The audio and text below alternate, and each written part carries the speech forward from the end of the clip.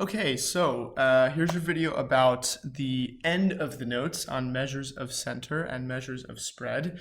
Something we talked about is what the different measures of center and spread are. And in case you didn't get those in class, here were the definitions that we came up with, along with the symbols of how we represent them, both in general, like if you see them in a textbook, and how our calculator will represent them.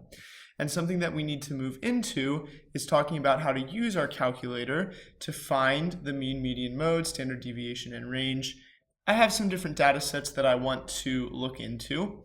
So let's put them into our calculator and have our calculator figure out some things for us. So what you want to do in your calculator is go into Stat, it's this button, and if you hit Edit, that will bring up your various lists. Now you can see I already have some data in list 1. Let's just delete that out for now. Remember, you don't want to go and delete this list. That'll delete the whole list, and that can be kind of problematic. You can put it back in, but in general, you want to delete the data out of the list, not the whole list. Anyway, I'm going to start putting my English Premier League data in. So you can literally just type it in, 81, 71. I'm just pulling these points from the English Premier League data. I'm going to put it all into list 1. So let me actually pause the video. I'm going to put all the English Premier League data into list 2, all the Spanish League data into list 2, and then all the French League data into list 3. Did I make sense there? All right, here we go. Okay, so I just finished making the last entry. As you can see, I have 3 lists that are totally full, and as I said, EPL is list 1, La Liga is list 2, and French League is list 1. So I now need to go back and figure out the mean, median, and the mode, and the standard deviation and range for all 3 of these things. So here's how you do that. Now that you have your data entered in, hit Stat again.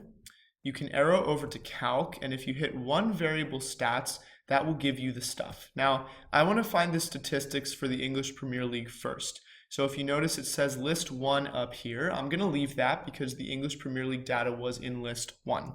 So I'll hit enter a couple times.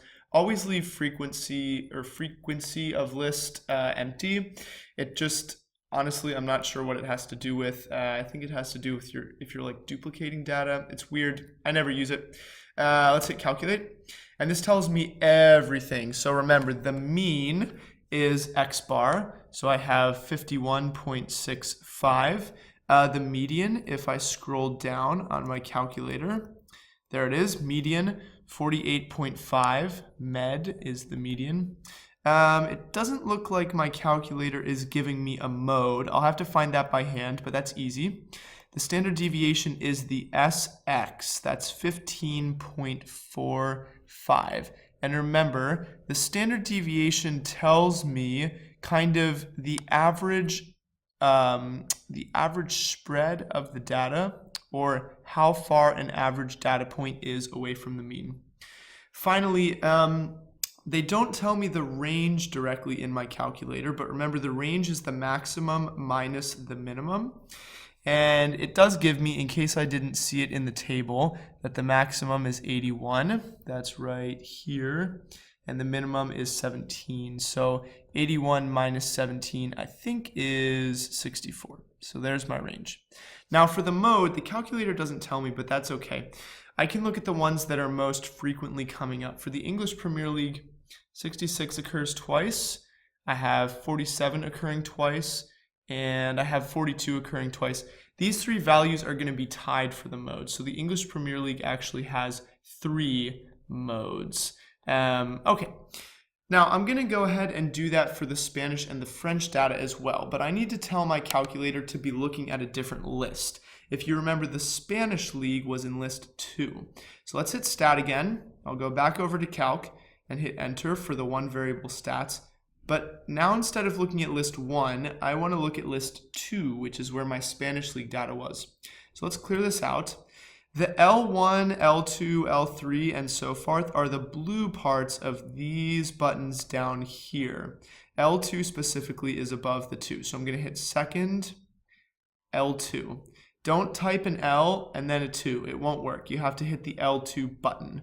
Okay, and let's hit enter a couple times. this will give me the Spanish League data. So here it all is. Notice that the mean is different, the standard deviation is different, and so forth. So I'm going to go ahead and fill out the rest of the data here. Again, I'll pause my video, fill in the rest of this data.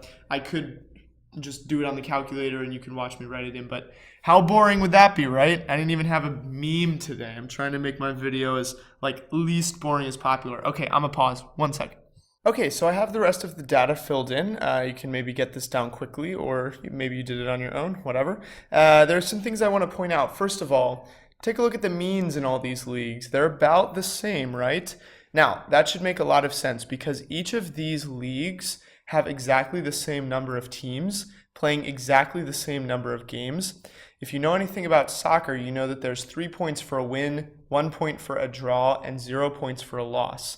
So the means are all going to be very similar because when somebody wins, the other team loses. If there's a draw, both teams get a point. So really the only thing that affects the mean here is the number of draws that happen. So since the Spanish League actually has the highest mean, really all that means is that less draws happened. And if you can't wrap your mind around that, that's fine. That's just a soccer-specific thing. But here's what I really want to look at. Question number 1.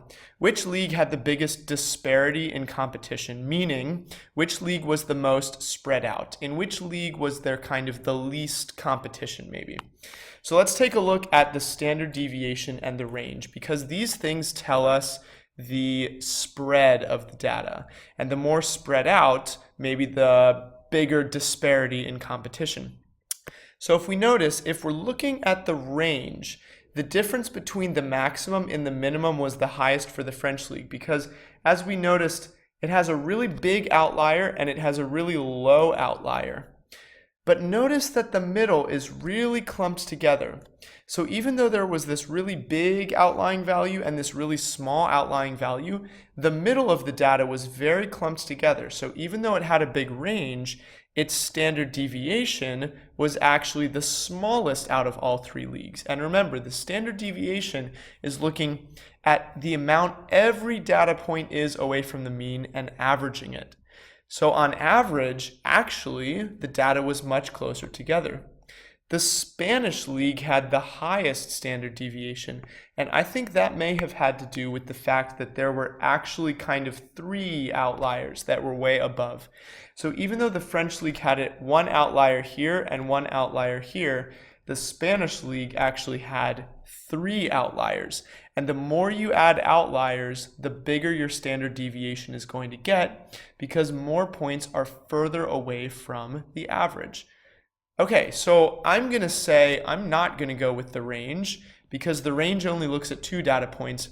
I'm going to look at the measure of spread that looks at all the data points, and I'm going to say that the Spanish League was actually the most spread out because it had the biggest standard deviation. Now, let's focus on the French League. There was definitely an outlier, and as you know, if you remember this year in soccer, those 96 points were won by Paris Saint-Germain, even though my Parisian accent is probably really crappy. But this is a really high outlier, and it could be that if we remove this outlier, it might drastically kind of change what happens with the data. So that's something that we can talk about with statistics, is like removing outliers and then recalculating because maybe the outlier doesn't even really belong with the rest of this data because it's so different. So what I'm going to do is I'm going to go back into my edit menu. I'm going to go over to the French League, which is actually already highlighted, and I'm going to delete this 96, and I'm going to see what effect that has on the data. And I'm actually going to change the data over in my document. So let's do another one variable stats calculation with list 3, which is the French. Now let's look at what happens. Okay, so the new mean now is 49.26. And again, this is after I removed the outlier. Let's scroll down to the median. The median stays 50. Interesting. And let's look at the standard deviation. The standard deviation has gone down to 11.22. Now this is very, very interesting. By the way, I'm not going to worry about the range or the mode. Obviously the range would go down. Obviously the mode would stay the same. So let's not worry about those. What statistics stayed the same? What changed? Well, the statistic that stayed the same was the median, and that's because the median is what we call resistant to outliers. Since it's just the middle value, it kind of resists the outliers. If there's something that's way, way, way outside of the data set, it doesn't care. It's the middle value. It doesn't care what's going on way up above or way down below. It's just the middle value. So even if you take out the very highest value, is the middle value going to change? Well, it might. Like, it might move to a new middle value, but it's still the middle value. Unlike the average. The average definitely went down. Because I took out such a high value, the mean was pretty highly affected. It went down, and I would even say it went down by a lot. Even just taking out that one really high outlier made our mean go down by an entire 2 points. But look at the effect that it had on the standard deviation. The standard deviation went from 15.12 all the way down to 11.22. That's like a 25% decrease. And it should make sense that the standard deviation went down because now the data is less spread out. And not only is it less spread out, it's way more less spread out because I took out that outlier.